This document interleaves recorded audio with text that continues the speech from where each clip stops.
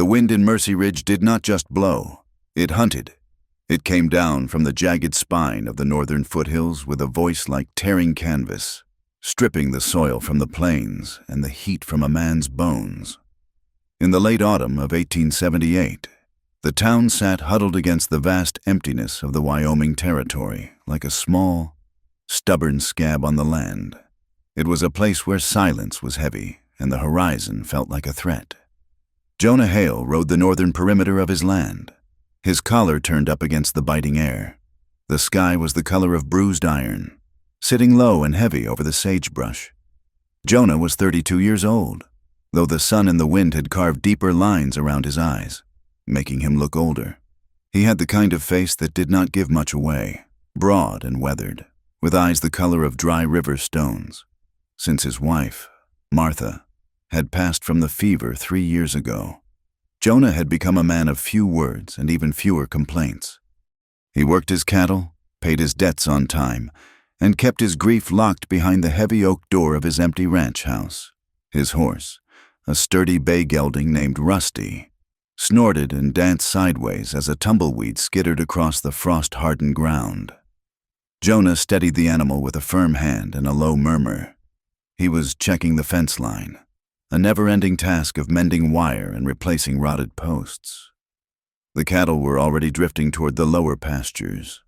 Sensing the change in the air, the old-timers in town had been muttering about a hard winter, the kind that froze cattle standing up, and Jonah respected the instincts of men who had survived out here longer than he had. He finished splicing a broken wire and looked toward the town in the distance. Mercy Ridge was a collection of rough-hewn timber buildings and false fronts strung along a single muddy thoroughfare. There was a general store, a livery, 2 saloons that did brisk business, and, dominating the center of town, the Church of Sacred Grace. The church was the only building with a coat of white paint, standing stark and bright against the gray, brown landscape. It was the heart of the community, or at least, that was what Father Matthias Crow insisted. Jonah turned his horse toward town. He needed supplies before the weather turned, and he had promised to deliver a side of beef to the mercantile. As he rode, the wind picked up, carrying the scent of snow and pine pitch. Life in Mercy Ridge was a precarious balance. The water was scarce, the soil was thin, and the peace was fragile. Settlers looked sideways at the drifters who passed through on their way to the goldfields in the Black Hills. Everyone looked with unease at the smoke rising from the foothills where the Arapaho and Shoshone bands still moved, trying to hold on to a shrinking world. Fear was a currency here, traded as freely as silver dollars, and lately, the exchange rate was high. When Jonah arrived on the main street, the mood was tense. Men stood in knots on the boardwalks, their hands tucked into their coats, speaking in hushed tones. Jonah tied Rusty to the rail outside the mercantile and stepped onto the wood planks. The sound of his boots was heavy and rhythmic. He nodded to Thomas Miller, the store owner, who was sweeping dust out the front door. "Afternoon." "Thomas," Jonah said. Miller stopped sweeping and leaned on the broom. His face was pale, his eyes darting toward the church down the street. "Jonah," Miller said. "You haven't heard, then—" "Heard what?" Jonah asked. "Little Mary Sutcliffe," Miller said, his voice dropping to a whisper. "She is gone." Jonah felt a cold knot tighten in his stomach.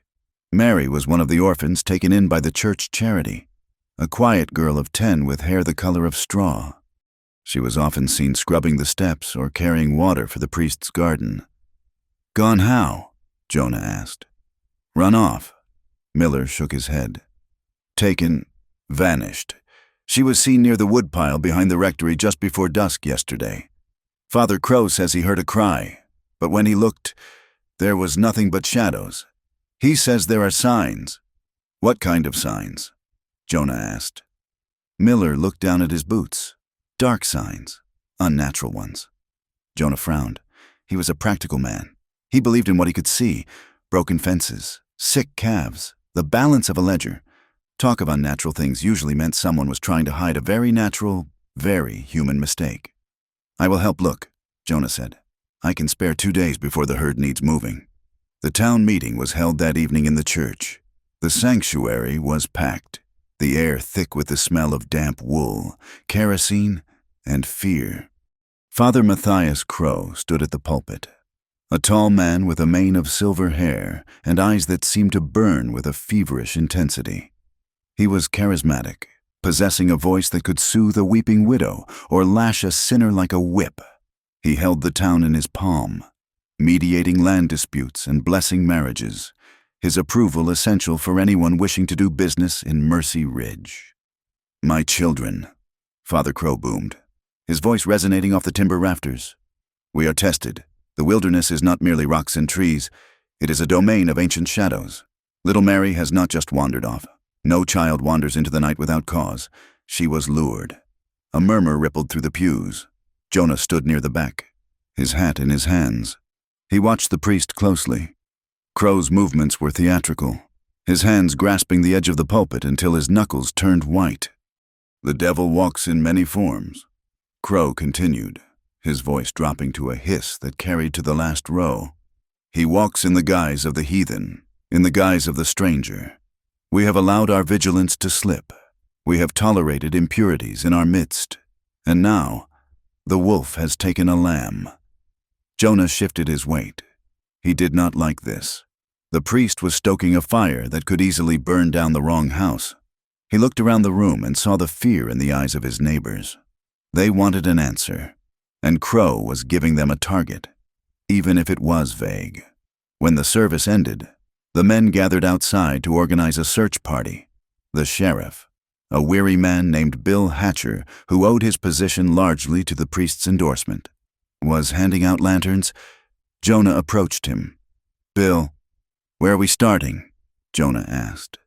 Hatcher spat a stream of tobacco juice into the dirt. "Father Crow thinks we should check the creek beds to the west. Says he had a vision of running water." "And what about the road east?" Jonah asked. "A wagon passed through yesterday. Maybe she was taken by someone passing by." Hatcher narrowed his eyes. "You questioning the father?" "Jonah, I am questioning the logic."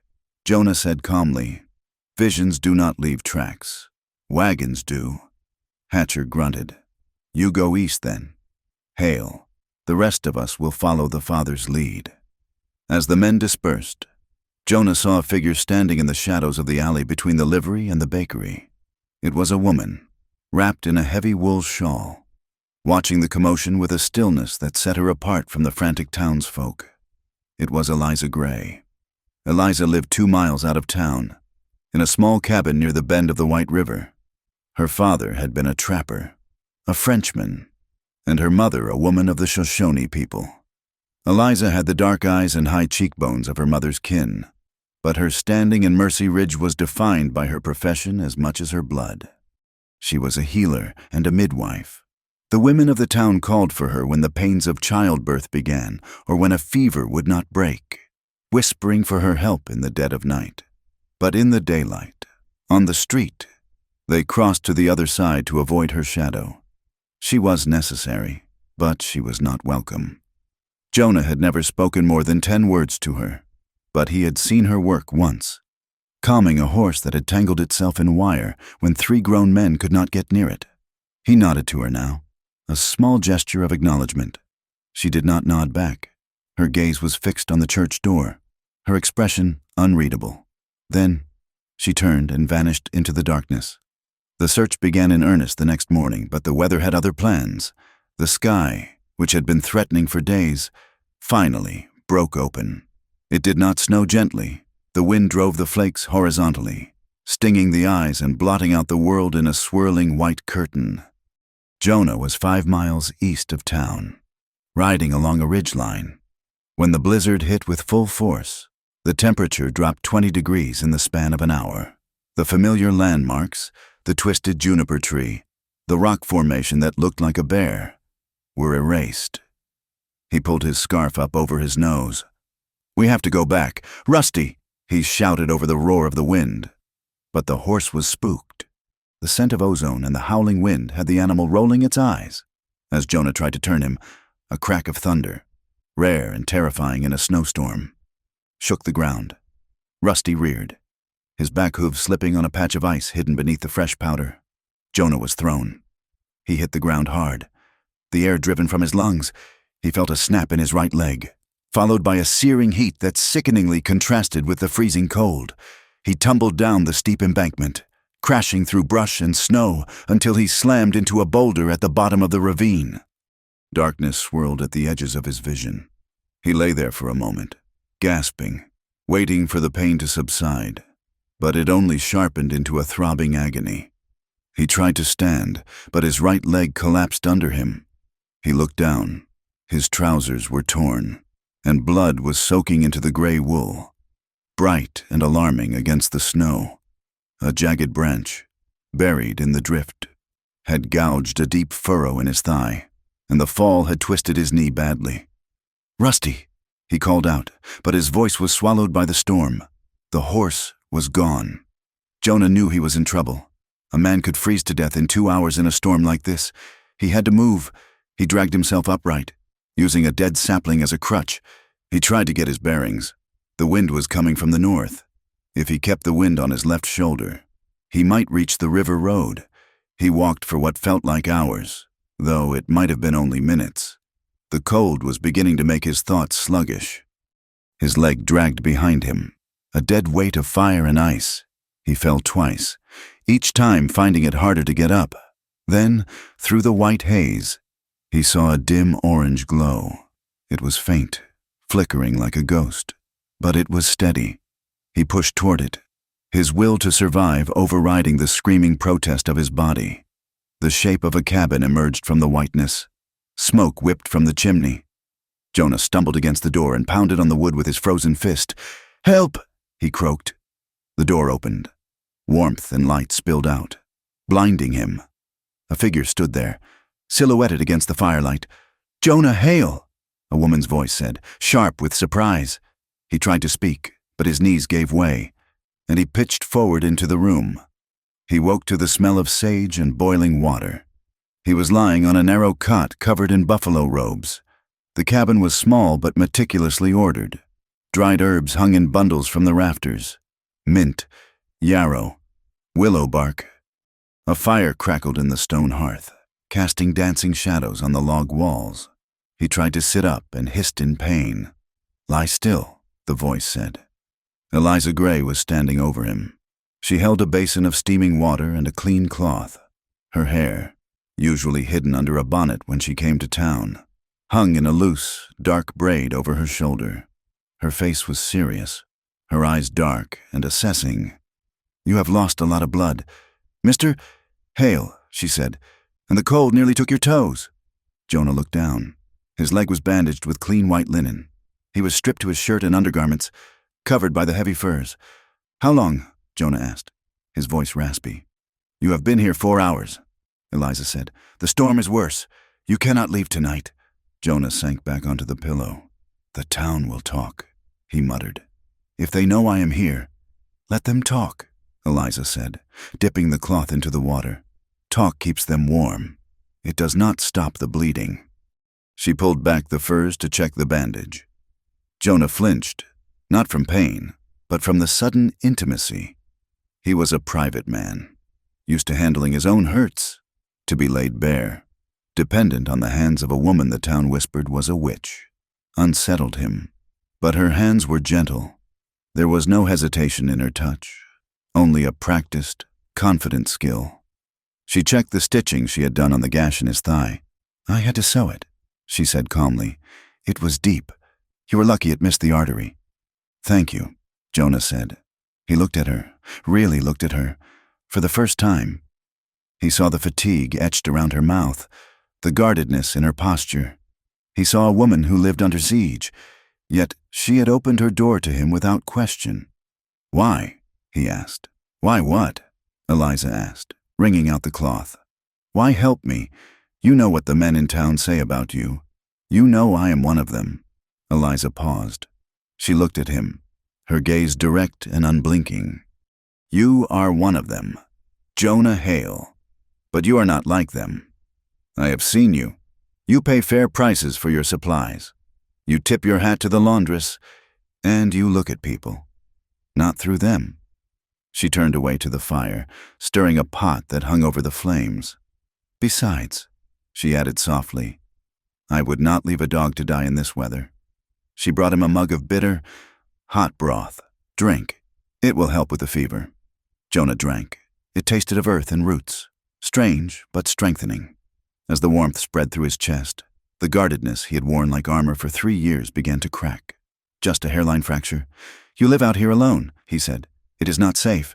Safety is a myth, Eliza replied, sitting in a rocking chair near the fire.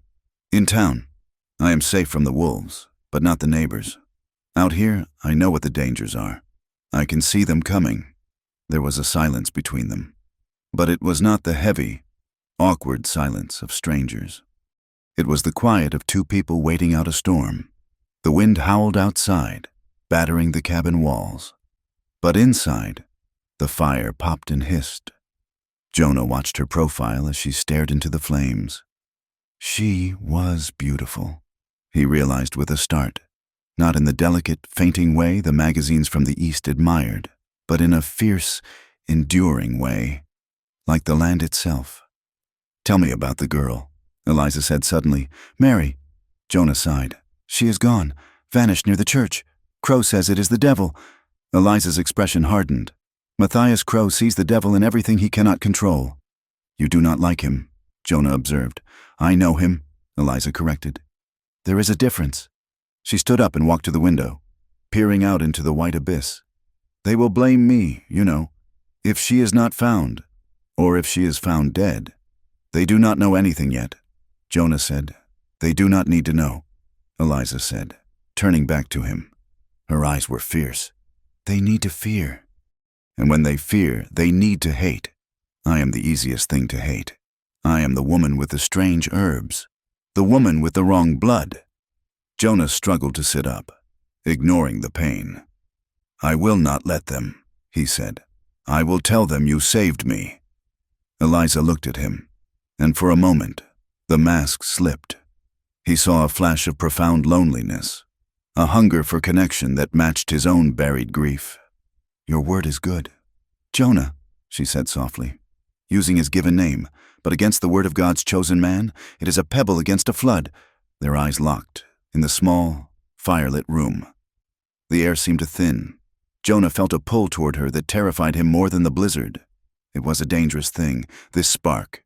It was a spark that could burn down a life. But he did not look away, and neither did she. The storm raged for another 24 hours. For 2 days and a night, they existed in a suspended world. Eliza tended his wound, fed him, and kept the fire fed.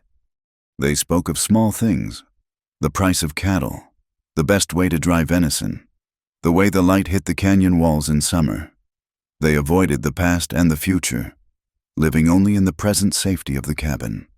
When the wind finally died and the sun broke through, the world was blindingly white. The drifts were 6 feet high against the north wall. I have to go, Jonah said.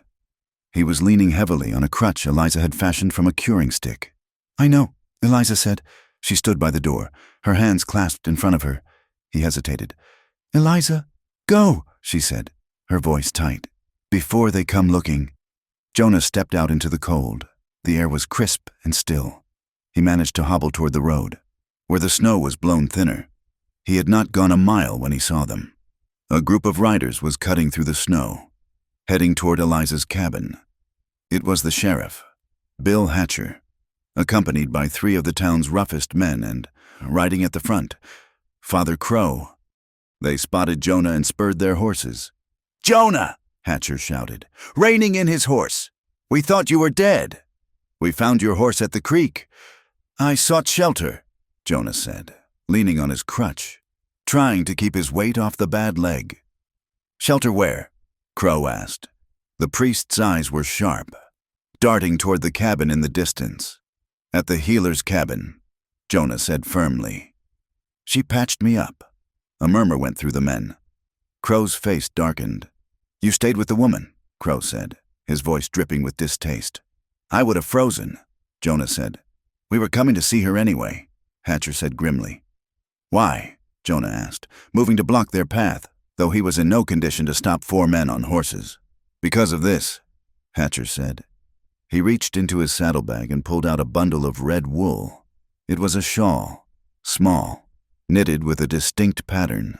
We found it snagged on a juniper bush not 200 yards from her property line, Hatcher said. It belongs to Mary Sutcliffe. Jonah stared at the shawl. It was bright red against the white snow.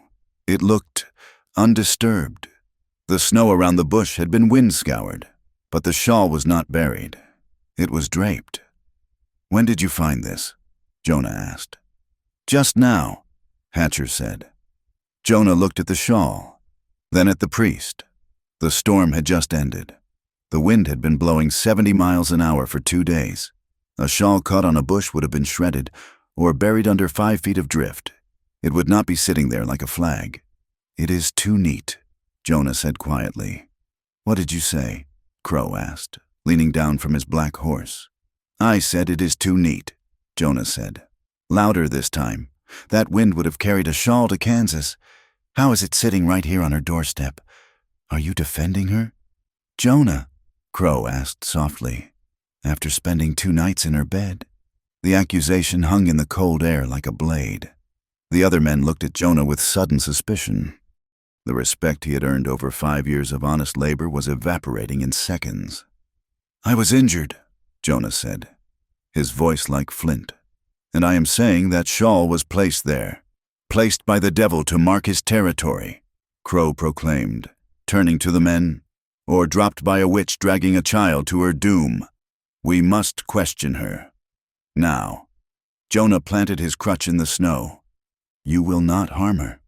Step aside. Jonah, Hatcher said, his hand resting on his pistol. You are hurt. You are not thinking straight. Maybe she gave you something to cloud your mind. Jonah looked at the men he had known for years. He saw the panic in their eyes, the eagerness to find a monster so they could stop being afraid of the dark. He looked at Crow and saw a cold, calculating satisfaction. If you go in there, Jonah said, you go in as lawmen, not a mob. I will be a witness to whatever happens. Crow smiled, a thin, mirthless curving of his lips. Witness all you like. Mr. Hale. The truth reveals itself to the righteous. Jonah turned and began to limp back toward the cabin, his heart hammering against his ribs. He had survived the storm, but the real danger was just arriving. He could feel the weight of the town's judgment pressing down on him, but as he thought of Eliza's steady hands and the quiet pride in her eyes, he knew he would not back down. He had checked the priest's story, and he had frozen, not from the cold, but from the sudden, chilling realization that the devil they were hunting was not in the woods. He was riding a black horse, wearing a collar, and pointing a finger at the only innocent soul for miles. Jonah gritted his teeth against the pain in his leg and moved faster. Part 1 of the nightmare had ended with the blizzard. Part 2 was beginning now. The air inside Eliza Gray's cabin was thick with the musk of wet wool and the sharp, metallic tang of intrusion. 5 men stood in the small main room, their boots muddying the floorboards that Eliza kept scrubbed to a pale yellow. Sheriff Bill Hatcher looked uncomfortable, his hat in his hands. But Father Matthias Crow stood near the hearth, his black coat absorbing the light, his eyes scanning the dried herbs hanging from the rafters as if they were evidence of a capital crime. Jonah Hale leaned heavily on his makeshift crutch in the doorway, his injured leg throbbing with a dull, sickening rhythm. He had forced himself to accompany them, ignoring the pain, because he knew that, without a witness, this search would turn into a sacking. Search everything, Crow commanded, his voice smooth and cold. The devil hides in small places. The men began to turn over baskets and open trunks. They handled Eliza's meager possessions, a quilt sewn from scraps, a wooden box of seeds, a few medical texts, with a mixture of curiosity and disdain. Eliza stood by the window, her arms crossed over her chest. She did not weep, and she did not beg. Her face was a mask of stone, but Jonah saw the tremor in her hands where she gripped her own elbows. There is nothing here, Jonah said, his voice cutting through the noise of rummaging. You are tearing apart a woman's home for a shawl you already found outside. We look for the tools of her trade. Crow said without turning. Charms, fetishes, the things that whisper to the darkness.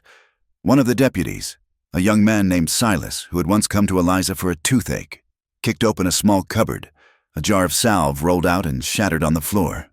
Careful, Jonah snapped, taking a step forward. Eliza did not move. Let them look. Jonah, let them see there is nothing but roots and hard work. Hatcher crouched near the back door, the one that led to the creek. He frowned, running a finger along the doorframe. Hold on, Hatcher said. Crow turned sharply. What is it? William? Hatcher pointed to the wood around the latch. It was splintered, the fresh white of the timber exposed against the aged gray. Someone forced this door, he said. Recently, the wood is still dry. Crow's eyes narrowed. A lover, perhaps, or a familiar spirit forcing its way in, or someone breaking in to plant evidence. Jonah said, his voice low and dangerous. He hobbled over to look. The damage was clear. The door had been jimmied open from the outside with a pry bar or a heavy knife. There were muddy prints on the floorboards just inside the threshold. Large prints, made by a heavy boot with a distinct hobnail pattern. They were not Eliza's moccasins, and they were too wide for Jonah's boots. Someone was here before us, Jonah said, looking at the sheriff. Before the storm settled. Look at the mud. It is dried into the cracks.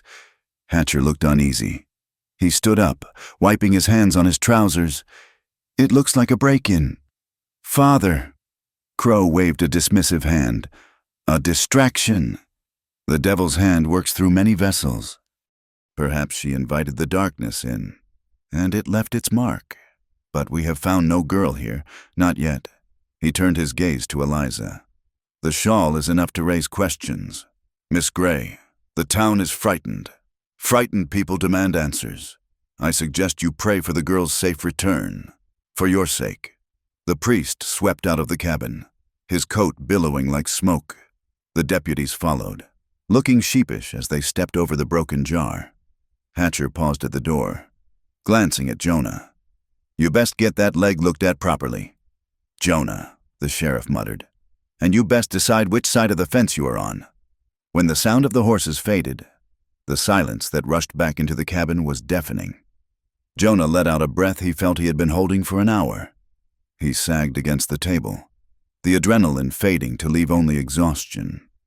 Eliza moved then. She went to the cupboard, picked up a broom, and began to sweep the shards of glass. Her movements were jerky, fueled by a suppressed rage. Leave it, Jonah said gently. I will not, she said, not looking at him. I will not live in their mess. Jonah limped to a chair and sat down. They are going to come back. Eliza, Crow is not done. He has a narrative now. The outsider, the impure blood. He is building a fire, and he intends to put you in the center of it. Eliza stopped sweeping. She stood with her back to him, her shoulders rigid. I know what he is doing, she said, her voice tight. Do you think this is the first time I have been blamed for the rain, or the drought, or a calf born with two heads? I am the convenient answer to every difficult question in Mercy Ridge. This is different, Jonah said. A child is missing. People are not just superstitious, they are grieving and terrified. You need to leave. Go to the fort. Go to Cheyenne. Run away. She turned then, her eyes blazing. Admit guilt by flight. I have done nothing. Jonah, this is my home. My mother is buried on that hill. I have survived blizzards, smallpox, and loneliness that would kill a man like Matthias Crow in a week. I will not be driven out by a liar in a collar. Jonah looked at her, and the admiration he felt was a physical weight in his chest. She was proud, dangerously so. Then we have to fight him, Jonah said, but not with shouting. We need proof. Eliza leaned the broom against the wall. What proof? The man speaks for God. Who argues with God? We argue with the man, Jonah said.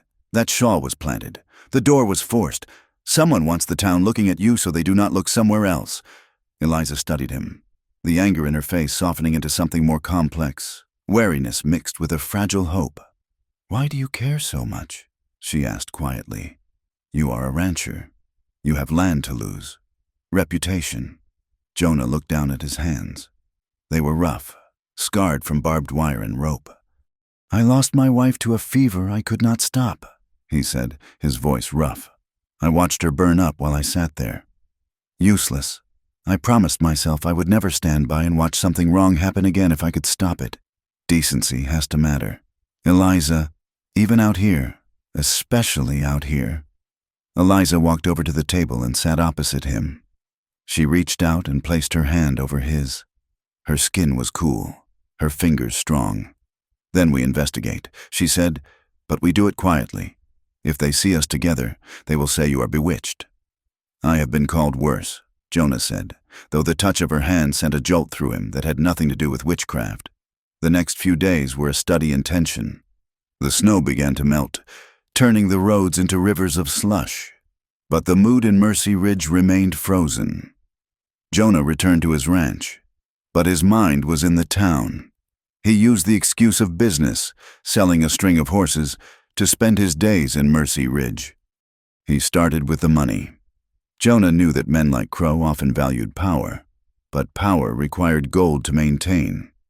He went to the church vestry on a Tuesday morning, claiming he wanted to review the tithe records for his ranch to ensure he was square for the year. The church clerk, a nervous, bird-like man named Silas Vane, hesitated but allowed him access to the heavy, leather-bound ledger. Jonah sat in the corner of the office, flipping through the pages. The handwriting was precise, columns of figures marching down the paper. He found his own contributions, marked clearly. But as he turned back to the previous years, he noticed irregularities. There were pages that had been carefully excised, cut close to the binding with a razor. The dates corresponded to the arrival of large donations from wealthy families in the East, endowments meant for the orphanage and the hospital wing that never seemed to get built. He traced the jagged edge of a missing page with his thumb. There were also entries for supplies that made no sense. Large quantities of lye, heavy chain, and repeated payments to a doctor, T.S. in Denver for medicinal sedatives. Jonah closed the book as Father Crow entered the room. The priest brought a chill with him, smelling of incense and damp earth. "Mr. Hale," Crow said, his smile not reaching his eyes. "Checking your standing with the Almighty? Just checking my arithmetic." "Father," Jonah said, standing up. He kept his face impassive. "Times are lean. A man likes to know where his coin goes. Charity is a mystery, Jonah, not a transaction," Crow said smoothly. "It goes where the Lord wills it." Jonah nodded, donning his hat. Indeed. That evening, he met Eliza at the edge of the cottonwood grove, a mile out of town. The sun was setting, painting the sky in violent streaks of orange and purple. "There are pages missing from the ledger," Jonah told her, keeping his voice low, "and he is buying sedatives." "Enough to put a horse to sleep for a week." Eliza shivered, pulling her cloak tighter. "Sedatives. And lie," Jonah added. Eliza looked away, toward the dark outline of the foothills. She was silent for a long time. "I was 14 when I went to the church," she said suddenly. Her voice was distant. "After my mother died, the town council said I could not live alone. They put me in the rectory attic. I scrubbed floors. I washed the linens." Jonah waited, sensing she was handing him a piece of herself she rarely showed. Crow was younger then, but he was the same. Eliza continued. "He liked to punish. He called it correction. There was a boy, a mute boy named Thomas. He broke a vase once. Crow locked him in the cellar for 3 days without light. When Thomas came out, he was not the same. He never looked anyone in the eye again." She turned to Jonah, her eyes shining with unshed tears. "I left the night I saw Crow beating a girl because she smiled at a stable hand. He said he was beating the sin out of her. I realized then that his holiness was just a mask for something cruel, a hunger to control. That is why I live apart. Jonah, I cannot breathe the same air as that man." Jonah reached out and took her by the shoulders. The grief in her voice resonated with the hollow place in his own chest where Martha used to be. "We will stop him," Jonah said firmly. "I promise you." but the darkness moved faster than they did. 2 days later, the second disappearance happened. It was Sarah Miller, the 15-year-old daughter of the store owner. She had been delivering a basket of bread to the rectory kitchen. She never came home. This time, the panic in Mercy Ridge was immediate and violent. Thomas Miller ran through the streets screaming his daughter's name. The saloon emptied out. Men grabbed rifles and lanterns. The fear was no longer a simmer. It was a boil. Jonah was at the livery when the news broke.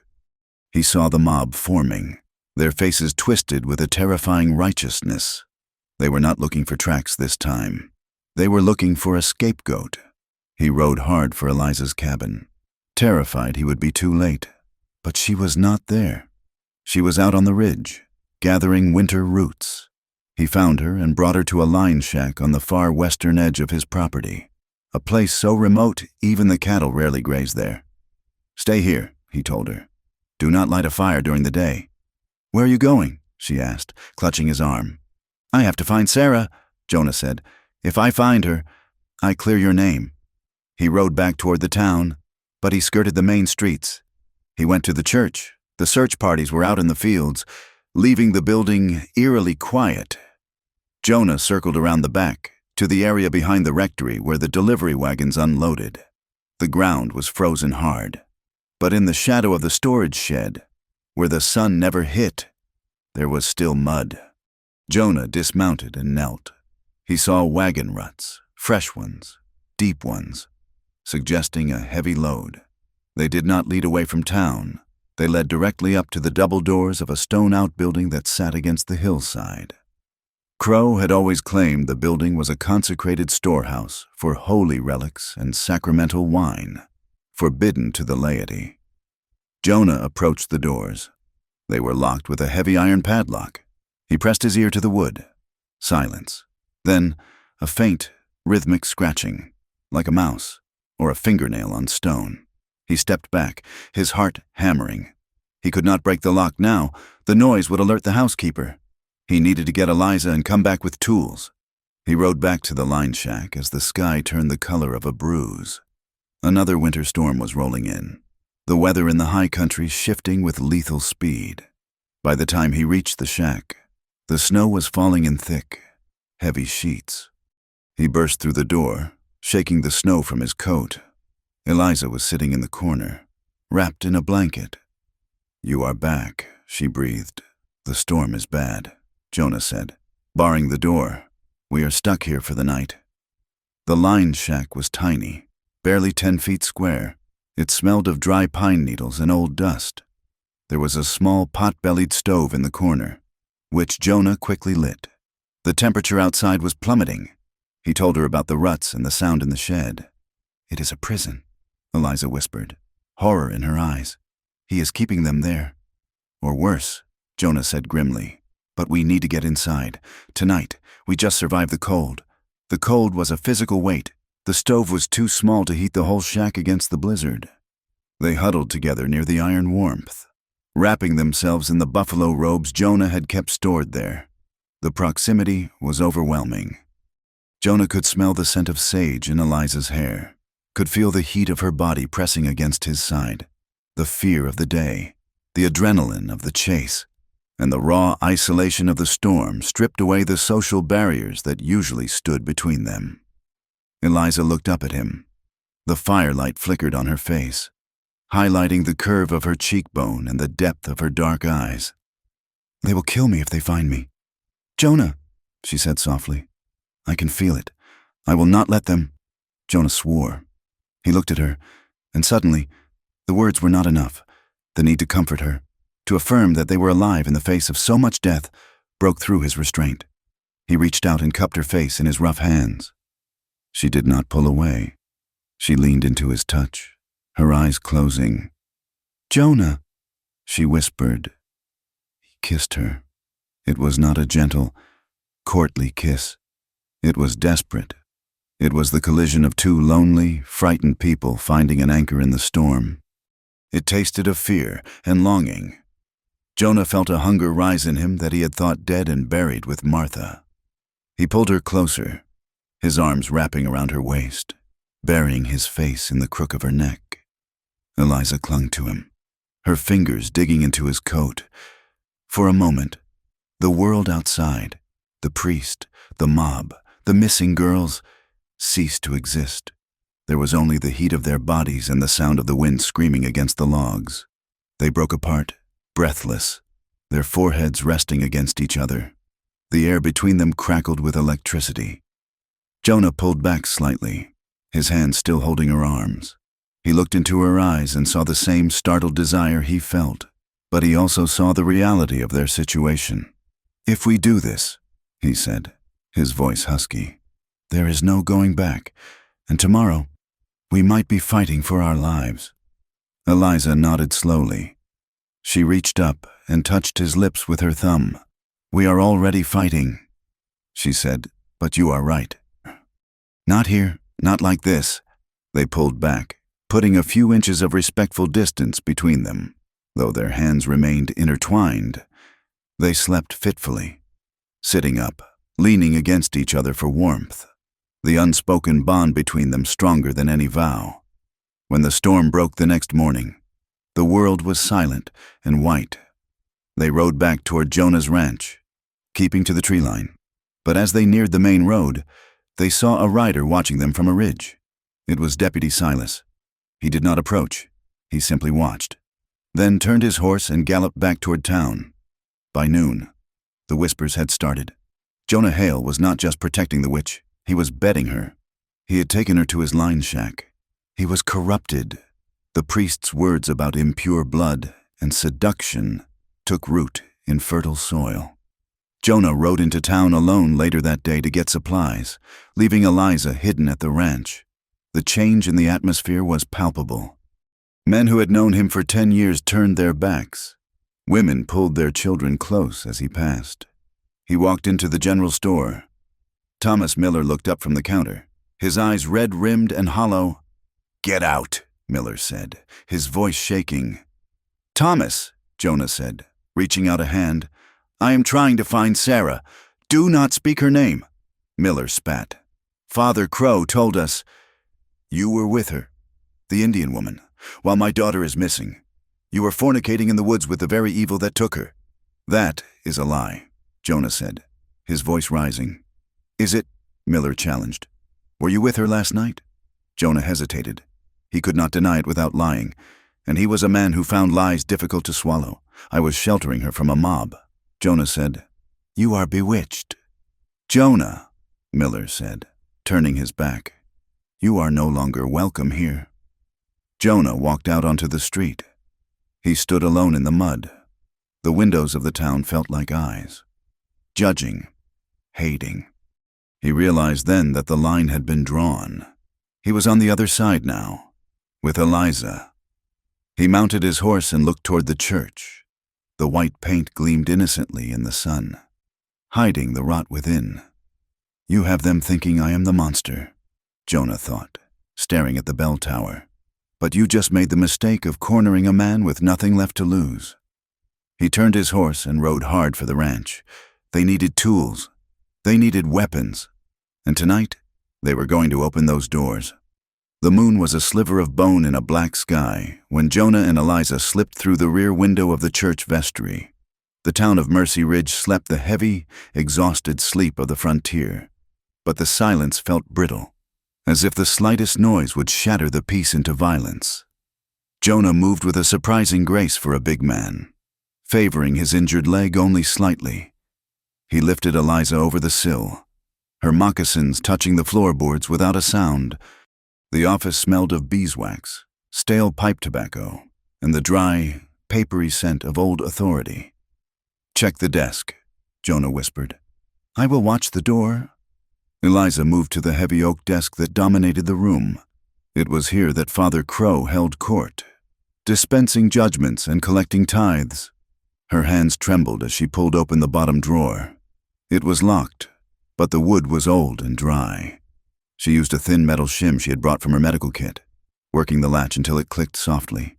Inside, beneath a stack of blank sermons, was a leather folder tied with twine. "Jonah?"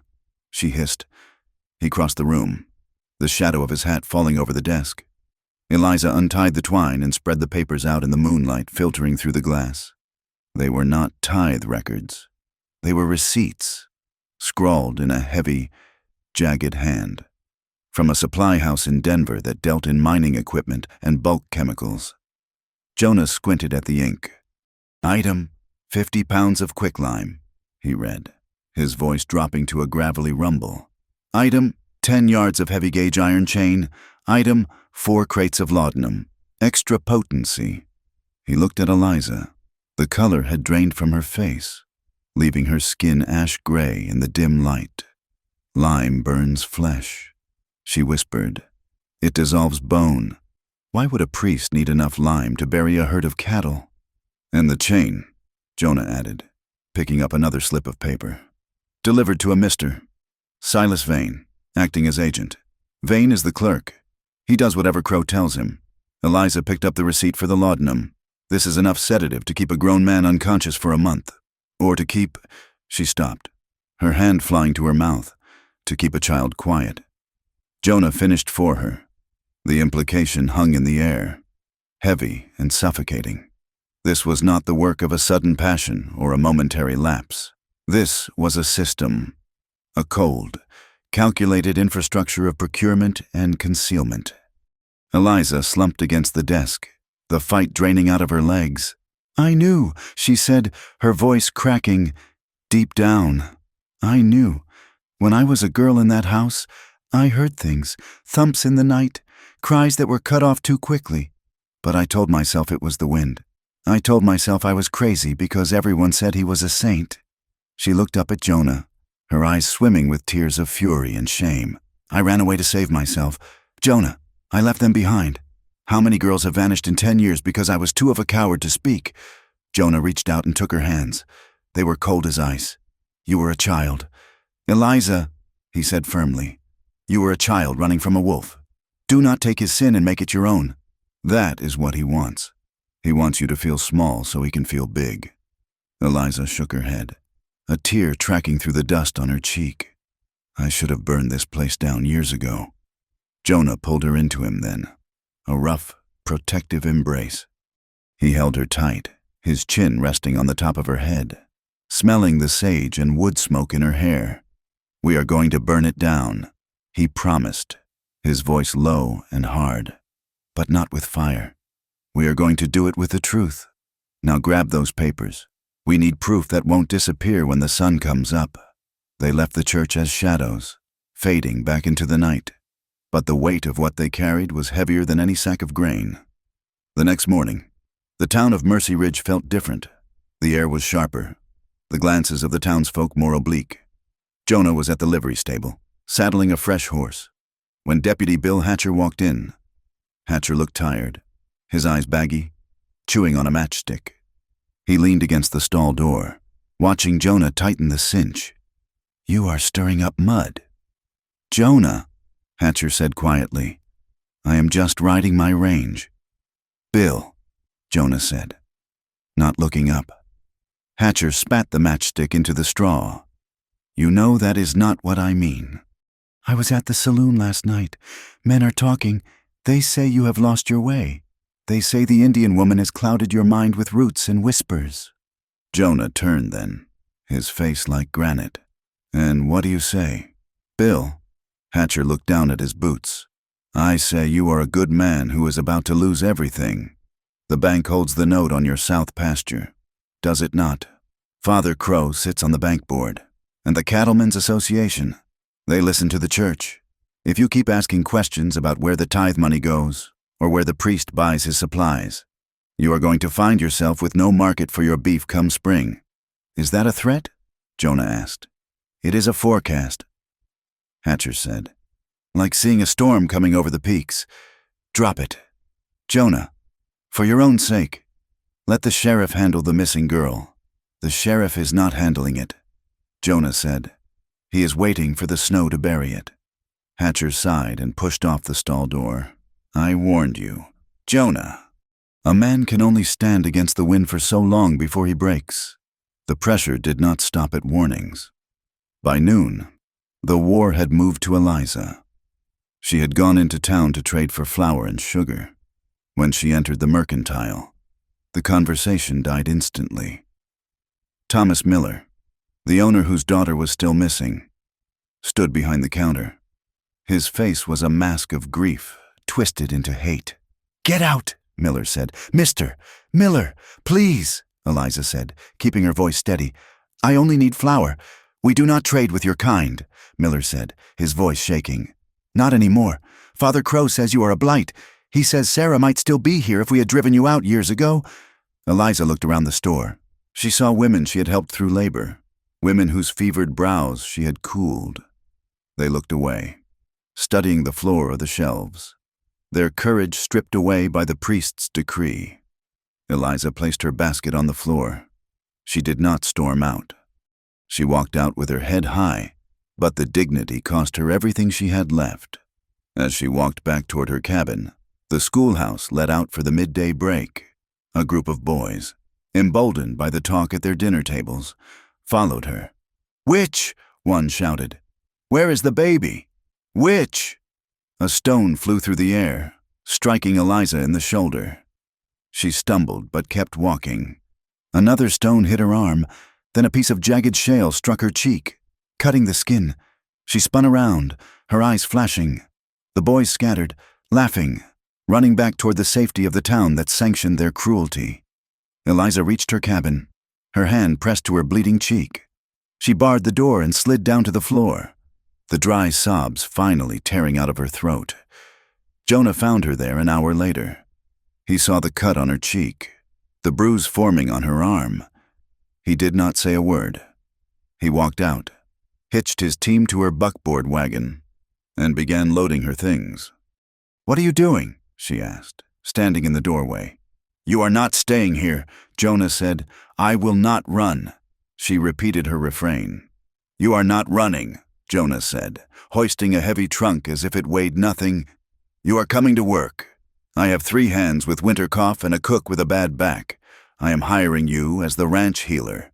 You will stay in the bunkhouse by the North Creek. It will ruin you," Eliza said, taking me in. Jonah stopped.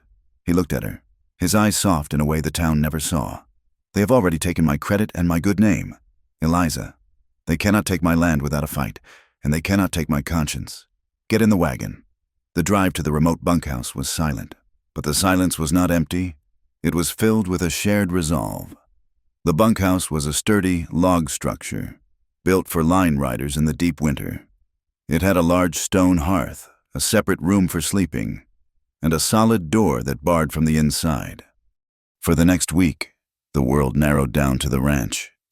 Jonah moved some of his own gear into the main room of the bunkhouse, ostensibly to guard the perimeter. But in truth, he could not bear to be away from her. The domesticity that sprang up between them was startling in its ease. They fell into a rhythm that felt like it had existed for years. In the mornings, Eliza would brew strong coffee and tend to the poultices for the ranch hands, who treated her with a shy, awkward respect that was a balm to her spirit.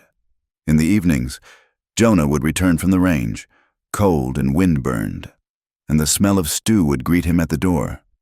They shared meals at the small pine table, the lantern light casting a warm glow over the rough wood.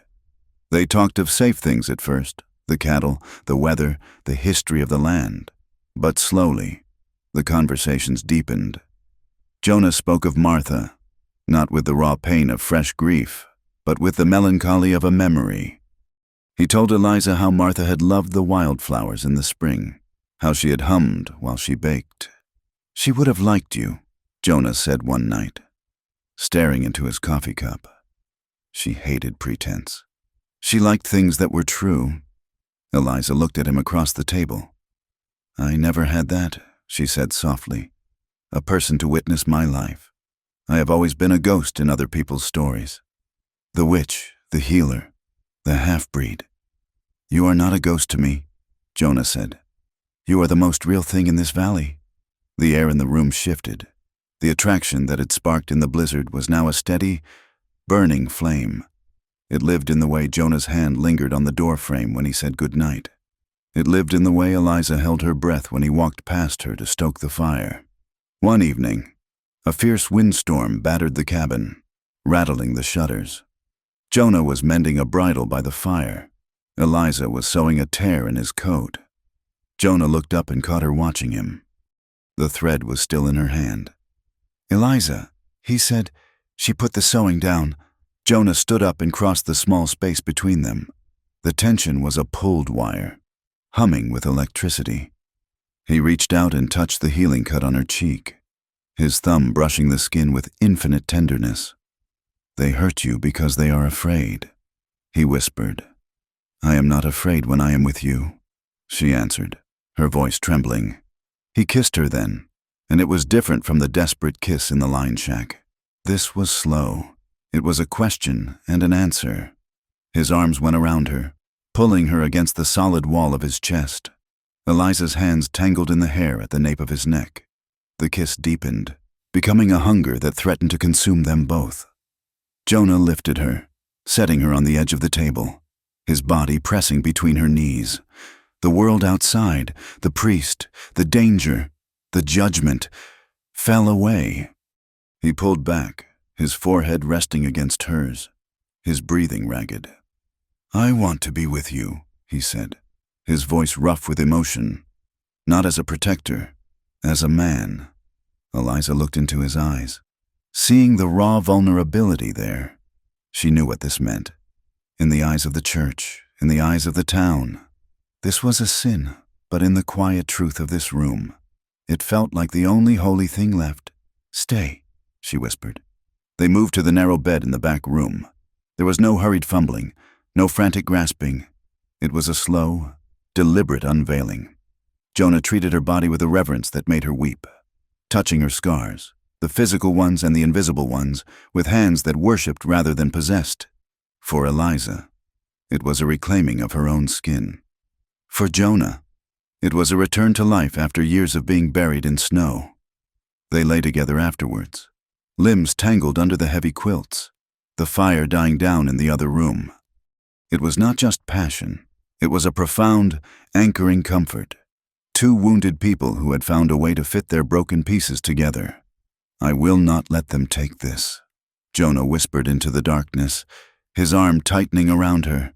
"They cannot take what they do not understand," Eliza answered, resting her head on his chest, listening to the steady beat of his heart. But the morning brought the cold light of reality. Jonah woke with a clarity he had not felt in years. He looked at Eliza sleeping beside him, her dark hair spread over the pillow, and he knew he could not hide her here forever. The priest was not going to stop. The town was not going to forget. He rose quietly, dressed, and made coffee. When Eliza woke, he was checking the cylinder of his Colt revolver. "Jonah," she said, sitting up, pulling the quilt around her. "We end this today," he said. "We have the receipts. We have the motive, but we need the bodies. We need to show them what he is hiding." Eliza dressed quickly. The tenderness of the night before was folded away, stored in a safe place in their hearts, replaced by the steel of resolve.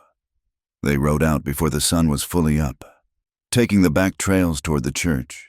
They did not go to the town. They circled wide, coming up behind the church grounds, tying their horses in a dense thicket of scrub oak. The storage building sat against the hill, gray and imposing. It was a windowless structure of stone and mortar, the roof heavy with slate. Jonah and Eliza approached it from the blind side. The wagon ruts Jonah had seen earlier were still there, frozen into the mud. "This is where the supplies go," Jonah said, "but the building is too small for the amount of lime and chain on those receipts." He walked around the perimeter. The ground sloped sharply downward at the back of the building. He knelt, brushing away a layer of dead leaves and pine needles. "Here," he said. There was a discrepancy in the foundation. The stones were not mortared at the base. It was a false skirting. Jonah jammed his pry bar into the gap and heaved. A section of the wooden skirting, camouflaged with glued stones, groaned and swung outward on hidden hinges. Behind it was a dark, low tunnel, shored up with timber, leading directly under the building. "A cellar," Eliza whispered. "A hidden cellar." Jonah lit the lantern he had brought. "Stay behind me." They crawled into the tunnel. It was damp and smelled of earth and something else, something sweet and rot-sick that made Jonah's stomach turn. The tunnel opened up into a larger subterranean chamber, the original root cellar of an older structure the church had been built over. Jonah stood up, raising the lantern. The light swung in an arc, pushing back the shadows. The room was lined with shelves, but they did not hold potatoes or wine. They held rows of brown bottles, sedatives, coils of rope, and in the center of the room, bolted to the stone floor, were iron rings. Chains lay in heaps like sleeping snakes, but it was the far wall that made the air leave Jonah's lungs. There was a heavy wooden door, barred from the outside. A small, barred window was cut into the wood at eye level. Jonah stepped forward. He could hear a low sound coming from behind the door, a whimpering. He lifted the heavy oak bar, his muscles straining. He pulled the door open. The smell hit him first, the stench of unwashed bodies, waste and fear. He raised the lantern higher, stepping into the cell. The rancher checked inside and froze.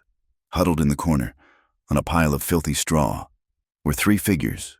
They were emaciated, their eyes wide and white in the sudden light.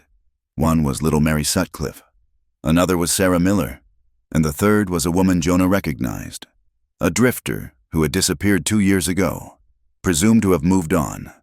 They were alive, but barely. But beyond them, in the shadows of the recess, was a mound of fresh earth, and protruding from the dirt was the distinctive red wool of a shawl and the pale curve of a hand that would never move again. Jonah stood rooted to the spot. The scale of it crashed into him. This was not just a priest hiding a sin. This was a slaughterhouse.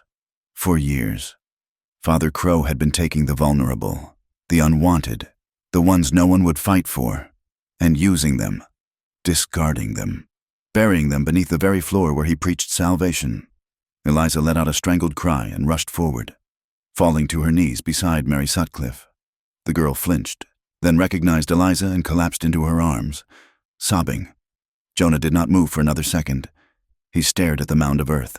He felt a cold rage settle over him, colder than the blizzard, harder than the granite of the mountains. He turned to Eliza. "Get them up," he said, his voice terrifyingly calm. "We are taking them out, and then I am going to bring the whole world to see this." He looked at the receipts in his pocket, then back at the horror in the room. The devil was real, just as the priest had said, but he was not in the wilderness. He was the man holding the keys, and Jonah Hale was about to break the door down. The lantern light flickered against the damp stone walls of the cellar, casting long, trembling shadows that seemed to dance with the horror of what lay before them. Jonah Hale stood in the center of the subterranean room, his chest heaving, his eyes fixed on the three huddled figures in the corner. The smell of rot and despair was a physical weight, pressing against his lungs. "We have to take them," Eliza whispered, her voice cracking as she knelt beside little Mary Sutcliffe. "We cannot leave them in this dark." Jonah looked at the girls. They were frail, their skin translucent and fever-hot. Mary could barely lift her head. The drifter woman was unconscious. To move them now, in the bitter cold of the night, without a wagon and without protection, would be a death sentence. And if they were caught on the road by Hatcher or the priest's men, the narrative would be simple. Jonah Hale had kidnapped these women and was dragging them to the wilderness. They would be shot down before they could speak a word of truth. "We cannot," Jonah said, the words tasting like ash in his mouth. Eliza spun on him, her eyes fierce. "You would leave them?" "I would save them," Jonah said, gripping her shoulders. "Look at them. Eliza, they cannot ride. If we carry them out now, we are slow. Crow's men will catch us in 5 miles. They will kill us and bury these girls right back in this hole, and no one will ever know." Eliza looked back at the victims, her face agonizingly torn. She knew he was right. The logic was sound, but the heart rebelled against it. "We need a hammer," Jonah said, his voice dropping to a low, steel-hard register. "We need a weapon that Matthias Crow cannot pray away. We need the law, not the sheriff. He is bought. We need a judge." He moved to a small, rough-hewn table near the heavy door, where a ledger and a stack of supplies sat. He rifled through the items, his hand steady despite the rage burning in his gut. "Here," he said. He held up a small object. It was a wooden doll, carved from pine, no bigger than a man's thumb. It had a blue ribbon tied around its neck. "That belongs to Sarah," Eliza said, recognizing it immediately. "Thomas Miller carved it for her last Christmas. She never went anywhere without it." "And this," Jonah said. He picked up a discarded scrap of parchment from the floor. It was a draft of a supply order, crumpled and stained with lamp oil. But at the bottom, pressed into a blob of red wax, was the clear, undeniable impression of the signet ring Father Crow wore on his right hand, a ring bearing the crest of a pelican feeding its young. It was the seal of the church, authorizing the purchase of the very chains that lay in the corner. "We take these," Jonah said. "We ride for the county seat. We find Judge Blackwood. He is riding the circuit and is due in Granite Peak in 2 days. He is a hard man, but he hates corruption more than he hates sin." He turned to the girls. He took off his heavy coat and draped it over Mary and Sarah. "We are coming back," he told them, though their eyes were glazed and unseeing. "Hold on. We are coming back with the storm." Jonah and Eliza retreated from the cellar, their hearts heavy with the guilt of leaving, sealing the hidden door behind them. They masked the entrance with the loose timber and dead leaves, working in a frantic silence. When they emerged into the cold night air, the wind felt clean, but it could not scrub the scent of the prison from their minds. They rode back to the bunkhouse in silence, the weight of the evidence burning a hole in Jonah's pocket. But the devil, as Father Crow was fond of saying, was always awake. The next morning, the atmosphere in Mercy Ridge had shifted from suspicion to open hostility. Jonah rode into town alone, intending to gather supplies for the journey to Granite Peak. He sensed the change the moment his horse's hooves touched the main street. The silence was absolute. No one tipped a hat. No one met his eye. He tied his horse at the rail and walked toward the mercantile. The door was locked. The sign turned to closed. Though it was 10 in the morning, he turned and saw a crowd gathering near the church steps. Father Crow stood at the top, his black cassock whipping in the wind. He looked like a crow perched on a tombstone. "Behold the man," Crow's voice boomed, carrying easily over the frightened assembly. Jonah stopped in the middle of the street. He did not run. He planted his boots in the mud and faced the priest. "You speak of darkness," Crow shouted, pointing a long, accusing finger at Jonah. "But you invite it into your bed. I have had a vision. My children, a vision of the heathen woman calling down spirits to cloud the mind of our good brother Jonah. She has bewitched him. She has twisted his soul until he can no longer see the light of God." "You are a liar," Jonah called out, his voice calm but carrying a power that made the crowd shift uneasily. Crow smiled, a thin, terrible expression. "Am I? Did you not take her to your line shack? Did you not lay with her while the town mourned? And now, you conspire against the church. You whisper lies about holy charity." The priest stepped down one stair, looming over the town. "I declare this man excommunicate." Crow roared. "Let no man trade with him. Let no man break bread with him. Let his cattle wander and his land go fallow. He is marked by sin. And as for the woman, she is a vessel of the adversary. She must be seized. For the safety of our souls, she must be purified." A murmur of agreement rippled through the crowd. Men who Jonah had helped brand cattle, men he had loaned money to in lean years, looked at him with hard, stranger's eyes. Excommunication in the territory was not just a spiritual sentence. It was a social death. It meant no bank would lend to him, no merchant would buy his beef, and no neighbor would help if his barn burned down. Jonah turned to leave, his hand resting near his gun belt. As he walked back to his horse, a woman stepped out from the shadows of the boardwalk. It was Mrs. Etta Gable, the formidable matron of the Double Bar Ranch. She was 60 years old, with skin like leather and eyes that missed nothing. She pretended to adjust her shawl as Jonah passed. "Ride carefully." "Jonah," she murmured, barely moving her lips. "Hatcher is gathering a posse. They are going for the girl now." Behind her, Samuel Parris, The schoolteacher nodded once, a quick, terrified gesture of solidarity. Jonah did not stop. He mounted his horse and spurted into a gallop, tearing out of town not toward his ranch, but toward the remote bunkhouse where he had left Eliza. He was too late to be early, but he was just in time to be dangerous. As he crested the ridge overlooking the North Creek, he saw them. 5 riders, led by Sheriff Hatcher, were closing in on the bunkhouse. They were moving fast, rifles drawn. Jonah did not hesitate. He pulled his Winchester from the scabbard and fired a warning shot into the air. The crack of the rifle echoed off the canyon walls. The posse scattered, their horses spooked. Jonah charged down the slope, placing himself between the men and the cabin door. "Back off!" Jonah shouted, levering another round into the chamber. "Jonah, put it down!" Hatcher yelled, reining in his skittish mount. "We have a warrant for her arrest." "Witchcraft and kidnapping." "Kidnapping?" Jonah laughed. A harsh, barking sound. "You are looking for kidnappers in the wrong house." "Bill." The door of the bunkhouse opened and Eliza stepped out. She held a shotgun, her face pale but composed. "I am not going with you," she said clearly. "Take her," one of the deputies shouted. Raising his pistol, Jonah fired. He did not aim to kill. He aimed at the ground in front of the deputy's horse.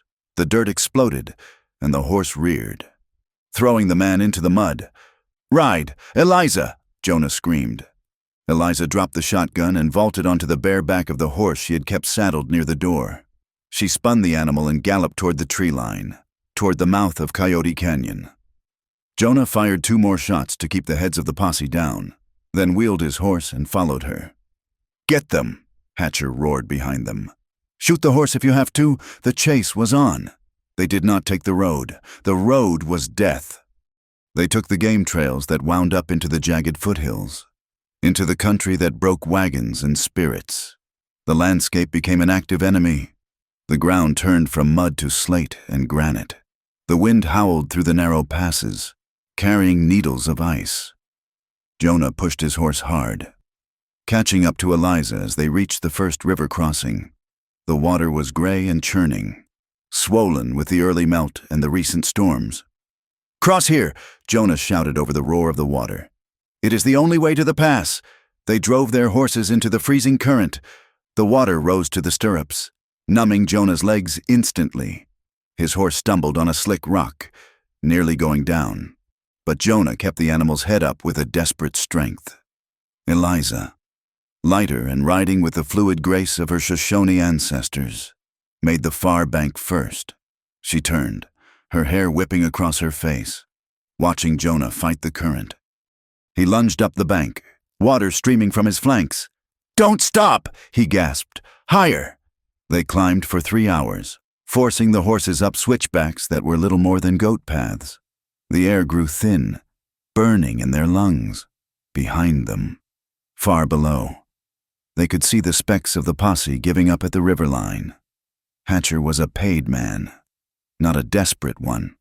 He would not risk his neck on the scree slopes for a priest's coin. As dusk fell, painting the sky in violent shades of crimson and violet, they reached a small, sheltered depression near the timberline. It was a place of high solitude, surrounded by towering pines and ancient rock. "We are safe for tonight," Jonah said, sliding from his saddle. His legs buckled, the adrenaline crashing out of his system. Eliza was there instantly, catching him. She helped him to a dry patch of ground beneath a rock overhang. They huddled together as the temperature plummeted. They dared not light a large fire, only a small, smokeless flame in a hollow of stones to boil snow for water. They sat in the darkness, the silence of the mountains pressing in around them. They were outlaws now. The life Jonah had built, the ranch, the respect, the quiet routine, was gone. Eliza stared into the tiny flame, her face unreadable. "I am sorry," she said softly. Jonah looked at her. "For what? For dragging you into the fire. You had a good life. Jonah, you were safe. Now you are hunted because of me." Jonah reached out and took her hand. His fingers were rough, wrapped in bandages where the cold had cracked the skin. "I was not safe. Eliza, I was asleep. There is a difference. Eliza shook her head. She pulled her hand away and wrapped her arms around her knees. You do not understand, she said. It is not just about the girls. It is about the land. It is always about the land. She looked up at him, and, for the first time, Jonah saw the deep, festering wound that she carried beneath her stoicism. My mother did not just die of sickness. Jonah, she owned the deed to the valley where the church stands now. It was left to her by my father. It was good bottom land. When the town started to grow, they wanted it. Crow wanted it. She paused, her voice trembling. They accused her of immorality. They said a woman of her blood could not hold a Christian deed. They levied fines she could not pay. They shunned her until she could not buy food. She died of a broken heart and a starving body. Jonah, and when she was cold, Crow produced a paper with her mark on it. A mark she never made, giving the land to the church for absolution. Eliza wiped a tear from her cheek with a fierce, angry motion.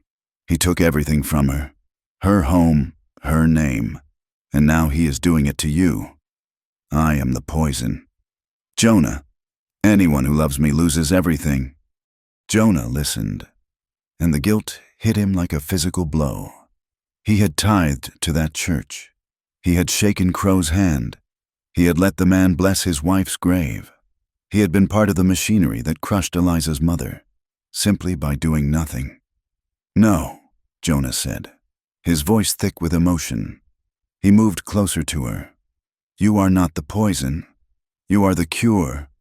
He took her face in his hands, forcing her to look at him. I was afraid. Eliza, after Martha died, I was afraid to feel anything because I didn't want to lose it again. I thought protecting my land was the same as protecting my life. But I was wrong.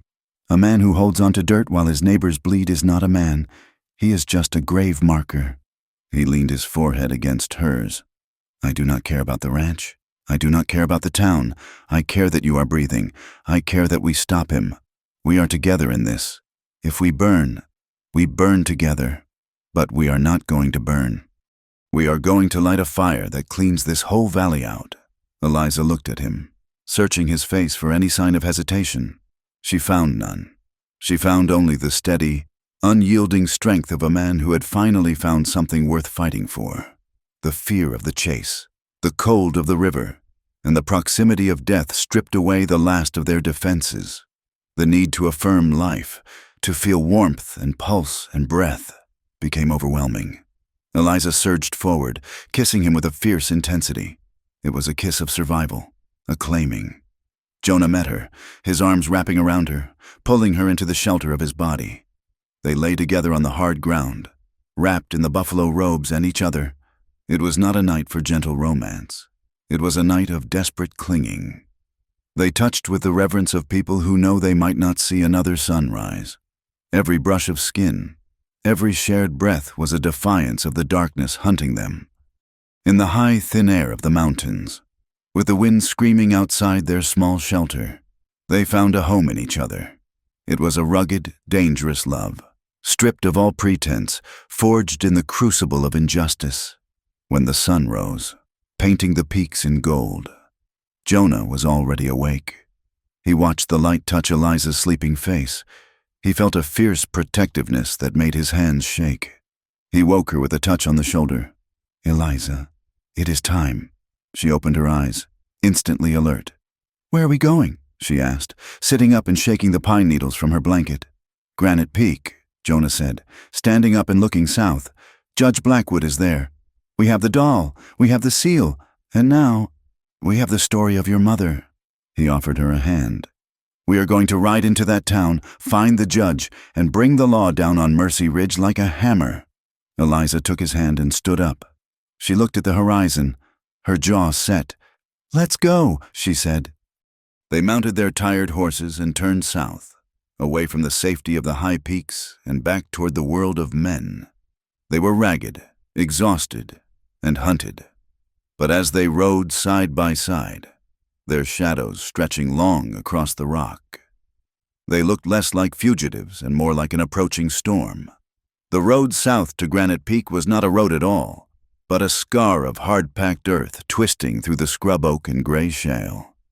Jonah Hale and Eliza Gray rode with the desperation of people who could feel the breath of the pursuer on their necks. The wind had stripped the clouds from the sky, leaving a dome of relentless, blinding blue that offered no shelter. They had been riding for 10 hours. The horses were blown, their coats slick with sweat that frothed and froze in the biting air. Jonah looked over at Eliza. She rode with her back straight, but he could see the fatigue etched into the corners of her eyes and the pale set of her mouth. She had not complained once.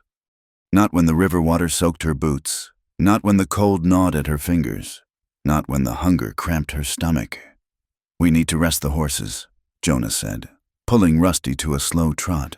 "If we ride them into the ground, we are walking to the judge, and Hatcher will catch a walker." Eliza nodded, pulling her mare up beside him. Her dark eyes scanned the horizon.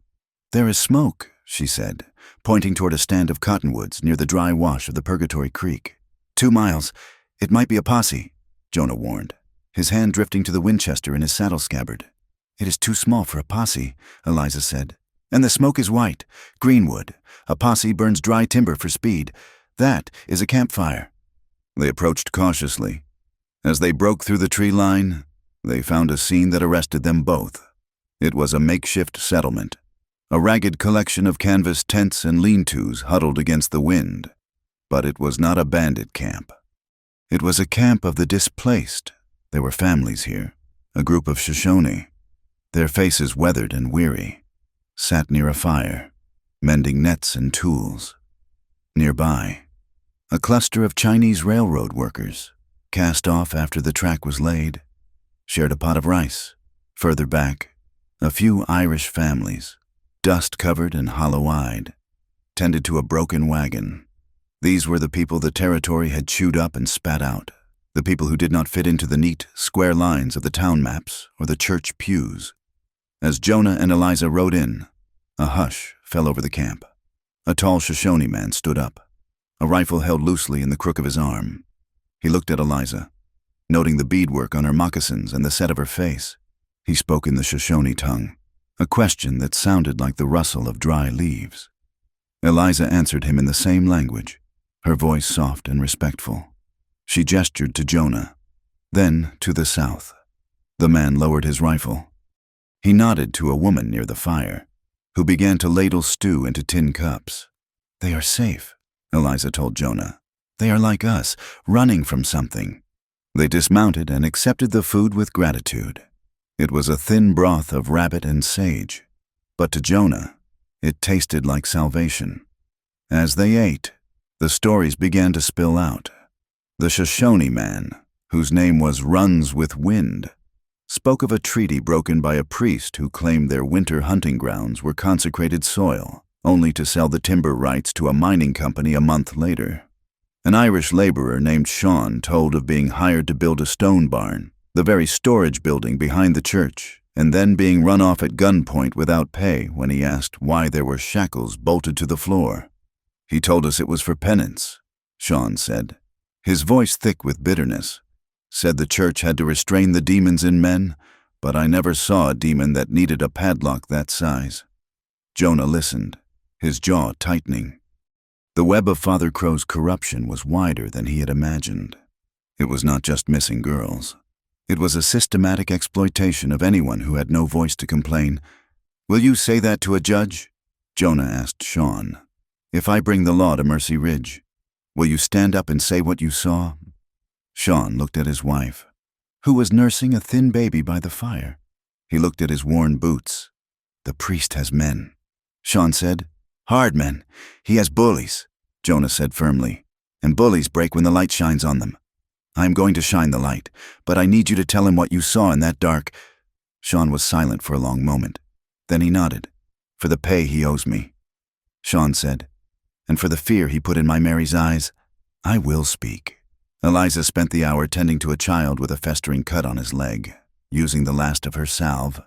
When she was done, Runs with Wind placed a hand on her shoulder. "You have the spirit of the old healers," he said in English, his voice gravelly. "The black robe, the priest, he calls it evil." But healing is never evil. Only the wound is evil. They left the camp with fresh supplies and a promise. The migrant workers and the Shoshone families would break camp and move toward Mercy Ridge. They would not arrive in time for the confrontation, but their presence on the road would be a signal that the fear was breaking. Jonah and Eliza pushed on. They did not ride to Granite Peak. They had learned from a rider on the road that Judge Blackwood had already departed the county seat and was en route to Mercy Ridge for the quarterly circuit. "We have to beat him there," Jonah said, spurring his horse. "We have to control the ground before he steps off his carriage." They rode through the night, the moon guiding them over the treacherous passes. By the time they reached the outskirts of Mercy Ridge, it was deep night, the hour before the dawn when the world feels most dead. They did not ride into town. They tethered the horses in the dense scrub oak of the foothills and crept forward on foot. From the ridge, Jonah looked down at his ranch, his heart hammered against his ribs. Torches were moving near his barn. He could hear the lowing of cattle. Panicked and driven, men were pushing his herd, his livelihood, out of the south pasture, and to the west, near the river. A bright orange glow pulsed against the darkness. Eliza's cabin. Eliza stood beside him, watching the flames consume the home she had built with her own hands. She did not cry. She watched with a terrifying stillness. "Let it burn," she whispered.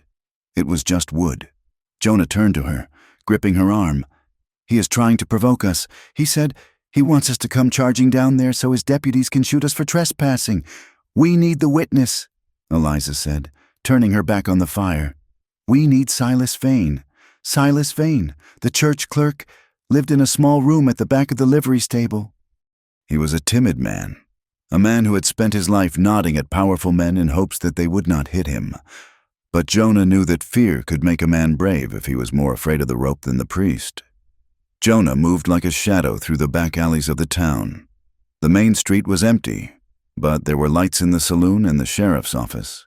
Hatcher was likely planning his next move. Jonah slipped into the livery stable.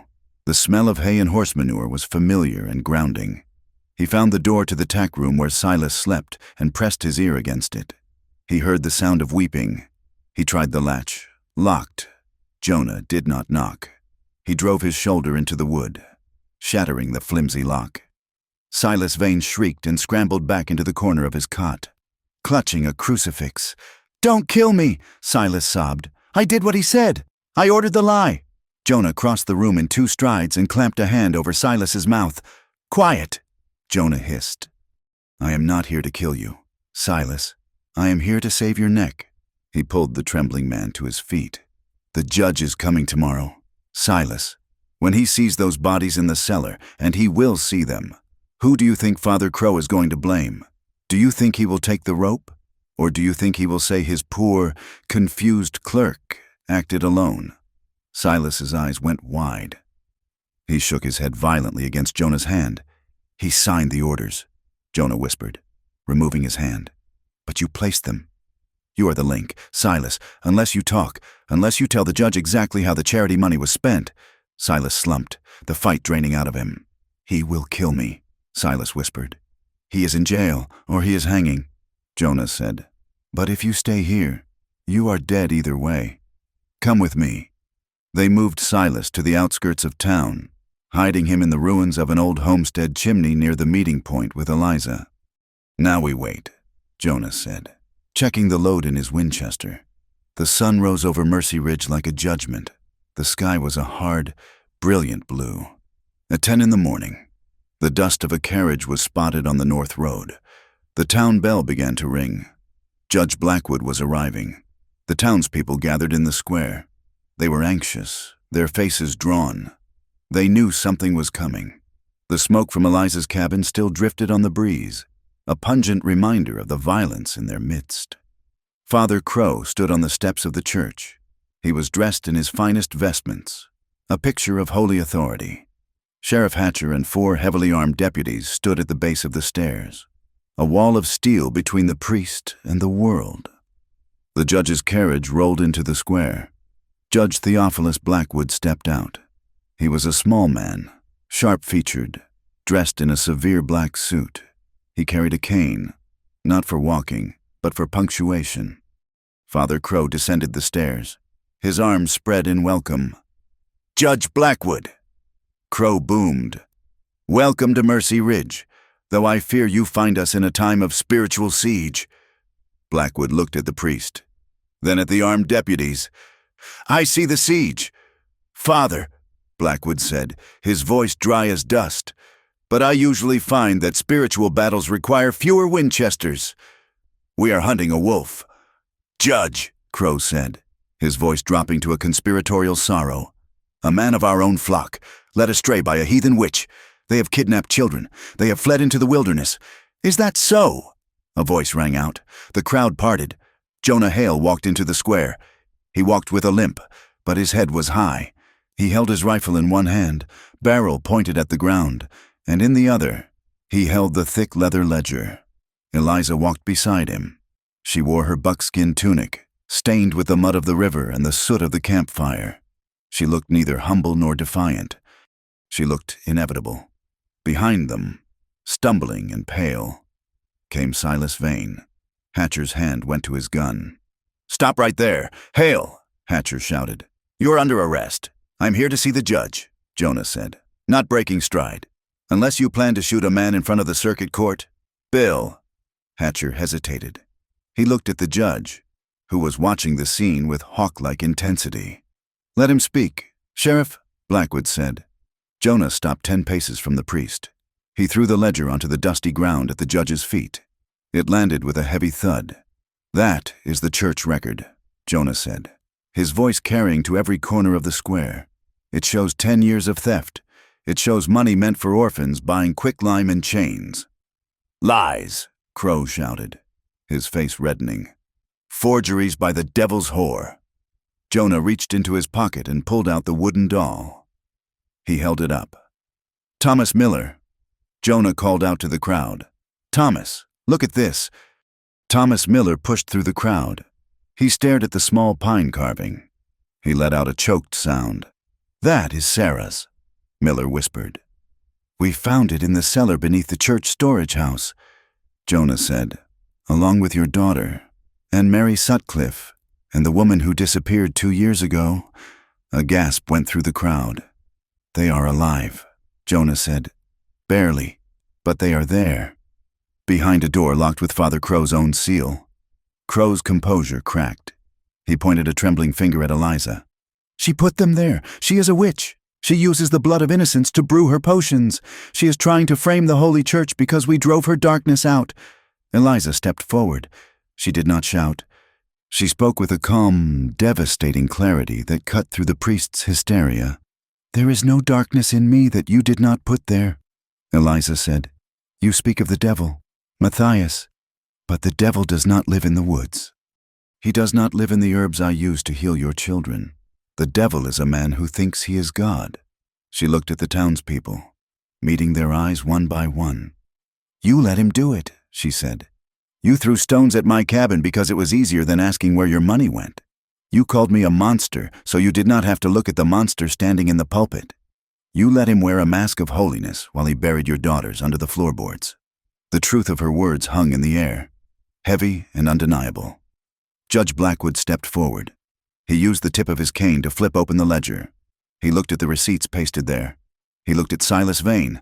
"Mr. Vane," the judge said, "do you recognize this book?" Silas sobbed, falling to his knees. "It is true, all of it. The chains, the lime. He told me they were possessed. He told me he had to beat the sin out of them. I heard them screaming. The square erupted." Thomas Miller let out a roar of rage and lunged toward the deputies. "Arrest them!" Crow shrieked. "Kill them all! They are possessed!" Hatcher drew his gun, leveling it at Jonah. "Drop it! Jonah!" But before Hatcher could fire, a shot rang out. But it did not come from Jonah. It came from the porch of the general store. Misses. Etta Gable stood there, a shotgun pressed against her shoulder. Smoke curled from the barrel. She had fired into the air. "Put the gun down." "Bill." "Misses," Gable said, her voice hard as iron. "Around the square." Other men began to step forward. Ranch hands, shopkeepers, men who had been afraid for too long. They moved to stand between Jonah and the deputies. They drew their own weapons. The sheriff looked at the crowd. He looked at Mrs. Gable. He looked at the judge. He realized the wind had changed. He slowly lowered his pistol and placed it on the ground. Crow stood alone on the steps. His allies had evaporated. The mask had slipped completely now, revealing a terrified, vicious old man. "You cannot touch me!" Crow screamed. "I am the voice of God!" Jonah walked up the steps. He holstered his rifle. He stopped inches from the priest. "You are just a man," Jonah said softly. "And you are done."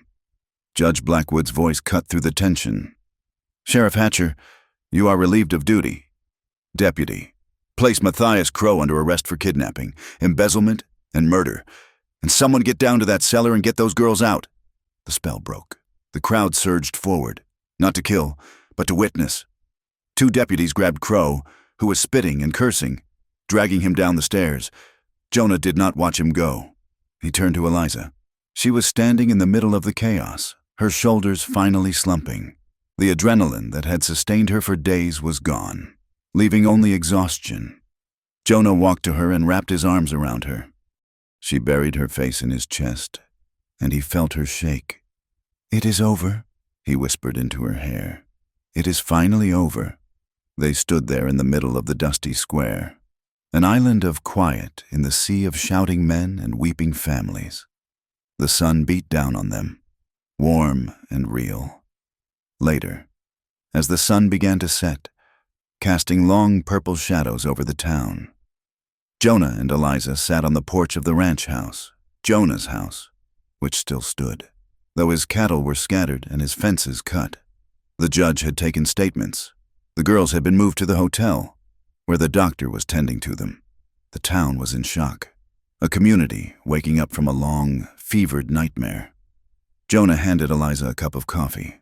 She took it, her fingers brushing his. "They will rebuild the cabin," Jonah said. "Thomas Miller said the men will start tomorrow." "I do not know if I want it back," Eliza said, looking out at the darkening plains. "Too many ghosts." Jonah looked at her. He saw the strength in her profile, the beauty that had survived the fire. "Then don't go back," he said. "Stay here." Eliza turned to him. "Here, with the man who was excommunicated." Jonah smiled, a slow, genuine smile that crinkled the corners of his eyes. The judge lifted the excommunication, said he did not think the Almighty took orders from felons, but even if he hadn't, "I would rather be an outcast with you than a saint without you." Eliza set the cup down. She moved closer to him on the bench. "It will be hard," she said. "They will never truly forget. I will always be the Shoshone woman. You will always be the man who defied the church." "Good," Jonah said. "Let them remember. It will keep them honest." He put his arm around her, pulling her close. "We have a lot of work to do. Eliza, the herd is scattered. The fences are down." Eliza rested her head on his shoulder. She watched the first stars appear in the vast, western sky. "I am not afraid of work. Jonah Hale." "I know," he said, kissing the top of her head. They sat in the silence, watching the night roll in. It was not a menacing darkness anymore. It was just the night, cool and vast and indifferent. And for the first time in their lives, they did not feel small beneath it. They felt rooted. They felt found.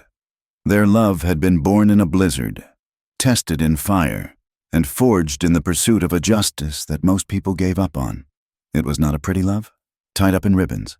It was a love like the land itself, rough, enduring, and capable of weathering any storm that came over the mountains. Jonah took a breath of the cool air. "Welcome home, Eliza." She closed her eyes and let out a long, slow breath. "I am home." The gavel struck the block of heartwood with a sound like a pistol shot, echoing through the stifling air of the territorial courthouse. This was not Mercy Ridge. This was Oak Creek, a town large enough to boast a 2-story hotel and a jailhouse built of red brick rather than timber.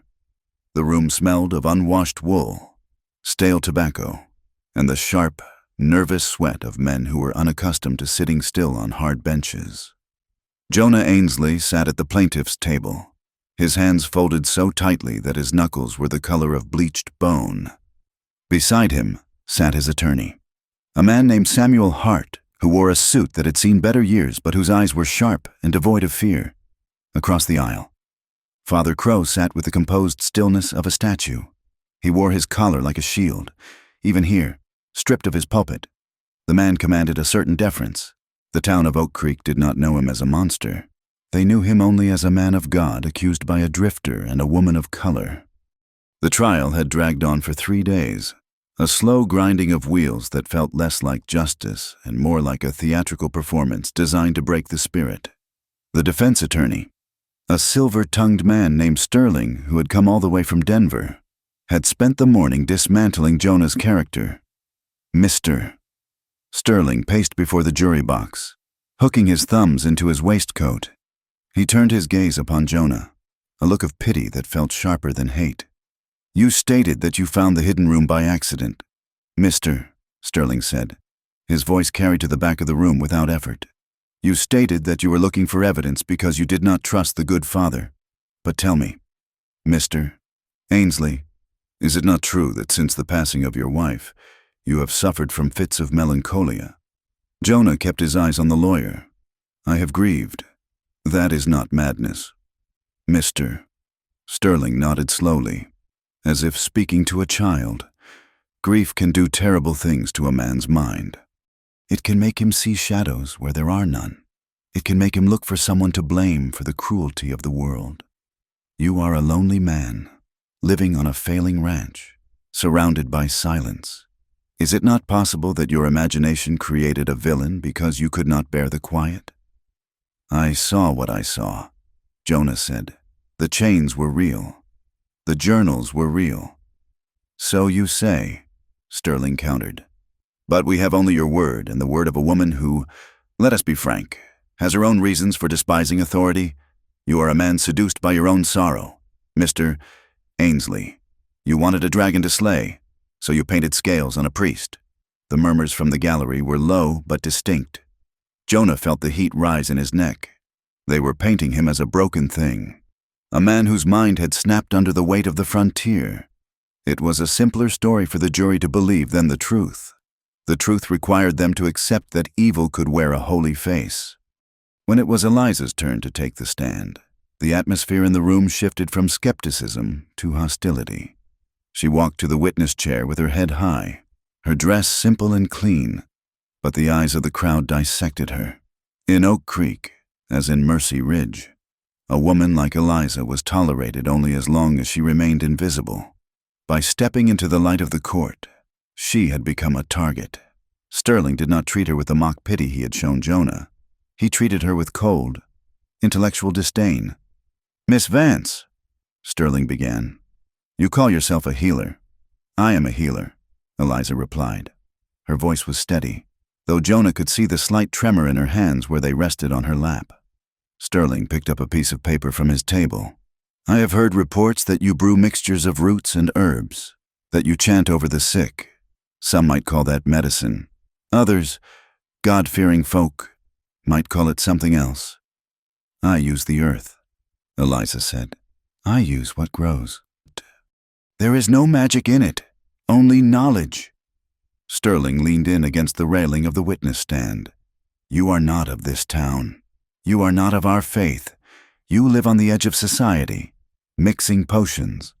And yet, we are to believe your word over that of an ordained priest. You claim Father Crow held women against their will. Or is it that you simply hate what he represents?" "I hate cruelty," Eliza said. "I do not care what coat it wears." Sterling turned to the jury, spreading his hands. "A woman who deals in roots and shadows. A woman who has been seen entering Mr. Ainsley's home at all hours. Are we to assume her testimony is born of righteousness? Or is she perhaps protecting the man who has given her shelter?" The implication hung in the air, thick and ugly. He was suggesting that Eliza was not only a witch, but a woman of loose morals, buying Jonah's protection with her favor. The shame of it was meant to silence her, to make her small. Jonah half rose from his seat. his jaw tight. But Samuel Hart placed a heavy hand on his forearm, forcing him down. "If you lose your temper now," Hart whispered, "you lose the case." Eliza did not look at Jonah. She looked directly at Father Crow. The priest met her gaze, a slight, almost imperceptible smile touching his lips. He thought he had won. He thought the walls of prejudice were too high for them to climb. "I know what I saw," Eliza said, her voice cutting through the tension. "And I know what that man took from those girls. You can speak of roots and potions all you like, sir, but that does not change the fact that there are graves behind that church that do not have names." The trial dragged into the afternoon. The exhaustion was a physical weight.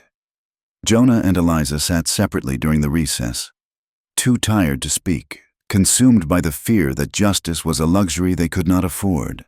The jury looked bored. The judge looked ready for his dinner. The law of the West was often just the will of the strongest men, and Crow had the strength of the church behind him.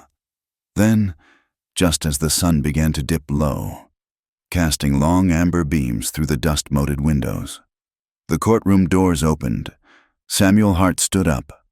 "Your Honor, the defense calls one final witness. We were not sure she would arrive in time, but she is here." A woman walked down the center aisle. She was older, perhaps 50, with a face worn by wind and worry. She wore a bonnet that had been patched multiple times, and her hands were rough with work. The room went silent, not out of respect, but out of curiosity. "State your name for the court." Judge Blackwood said, "Martha Miller." The woman said. Crow's head snapped around. For the first time, the statue cracked. His face drained of color, leaving him looking gray and sudden. "Mrs." Miller took the stand. She did not look at the jury. She looked only at Father Crow, and her eyes were filled with a terrifying sorrow. "Mrs. Miller," Samuel Hart said gently. "You lived in Mercy Ridge 7 years ago, did you not?" "I did," she answered. "My husband and I ran the dry goods store before the fire. And why did you leave?" "Mrs." Miller took a deep breath. She reached into her pocket and pulled out a small, tattered ribbon. It was blue, faded to nearly gray. "We left because our daughter, Sarah, fell ill. She went to the church for comfort. She went to him." She pointed a shaking finger at Crow. "He told us she needed to stay for a spiritual cleansing." "Mrs." Miller continued. "He told us she was possessed by a darkness that only he could pray away. We believed him. He was the priest. We left her there for 3 days. When he finally let her come home, she would not speak. She would not eat. She faded away like snow in the sun." "Objection," Sterling shouted. "This is hearsay. This is irrelevant to the current charges." "It is a pattern," Hart roared back, dropping his calm demeanor. "This establishes a history of coercion and concealment." The judge banged his gavel. "Overruled. The witness will continue." "Mrs." Miller wiped her eyes. "Sarah died 2 months later, but before she passed, she wrote a letter. She was too ashamed to tell us to our faces. We found it after we had already moved 2 towns over, trying to outrun the ghost of her." Hart held out his hand. "Do you have that letter?" "Mrs. Miller." She handed it to him. It was yellowed, brittle parchment. Hart did not read it aloud. He simply handed it to the judge. Judge Blackwood put on his spectacles. The room was so quiet that the sound of the paper rustling was like a shout.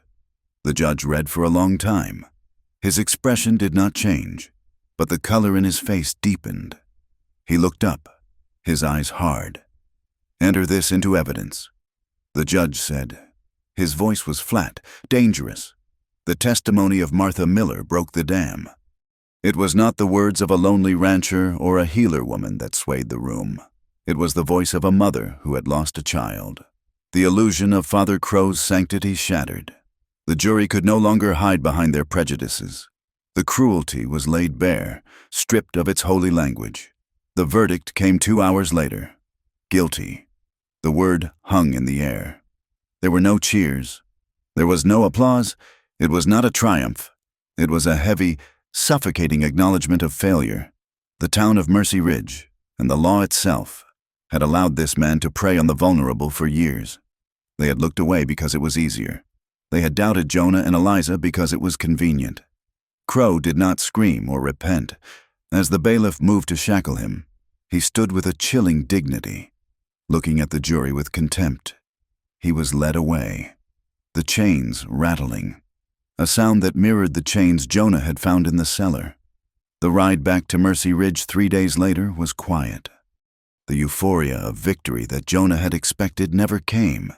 Instead, there was a hollowness.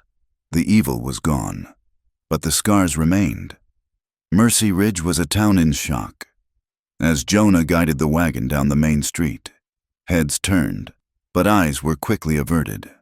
There was shame in the way the shopkeepers swept their porches. There was shame in the way the men at the saloon lowered their voices. They knew now that they had been complicit in their silence. The weeks that followed were hard. The trial had cost Jonah nearly everything he had saved. He had neglected the ranch during the investigation and the weeks in Oak Creek. Fences were down, cattle had strayed, and the winter feed was dangerously low.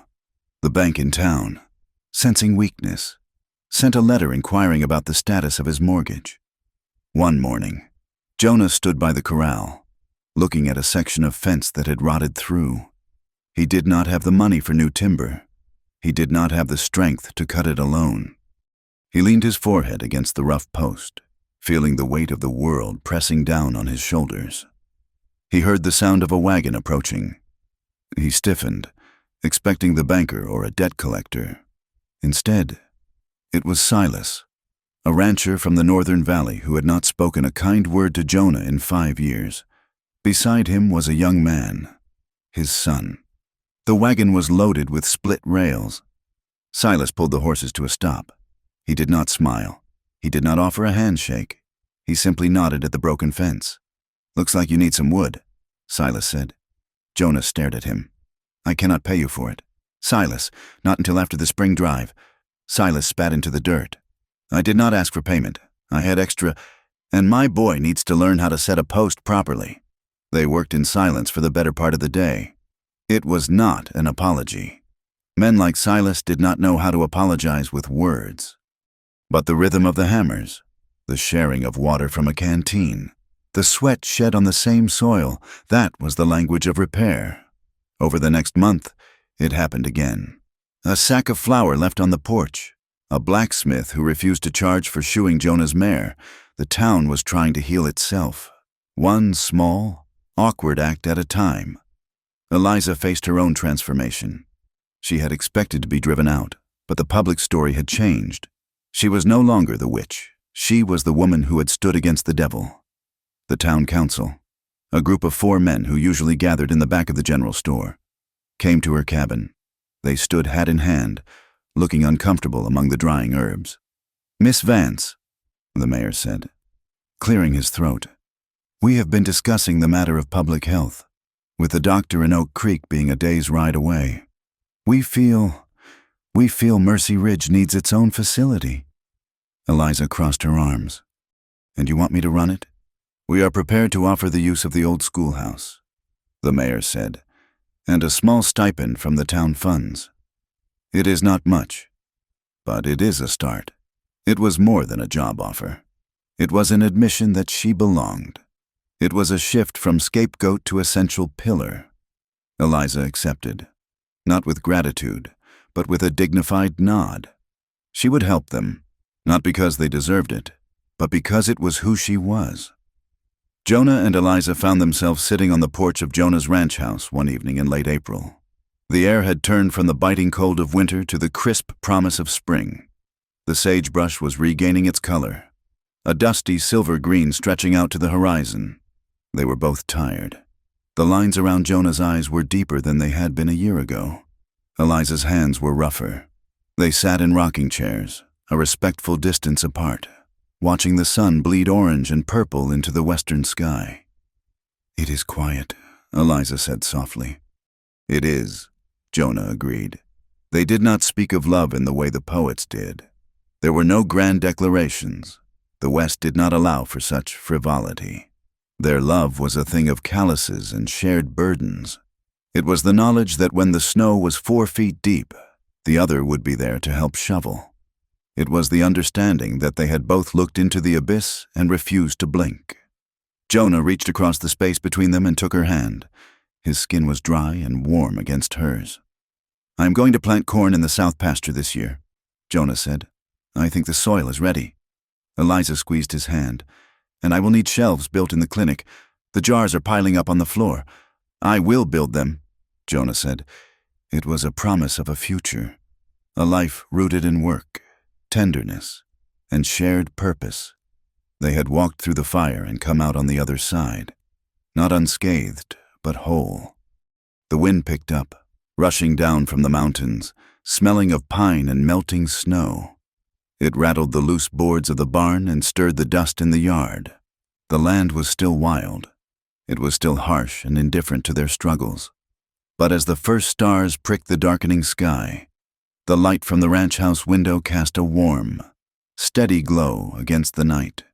It was a home built on truth rather than fear. It was a place where romantic love had survived tragedy and stood against prejudice with quiet, enduring strength. Thank you so much for listening to the story. I hope you found this conclusion to Jonah and Eliza's journey meaningful. I would love to hear where you are tuning in from. Please leave a comment sharing your location. If you enjoyed this tale, please consider subscribing to From Wild West for more stories of the frontier. And feel free to share your thoughts on this ending in English. I look forward to reading your insights.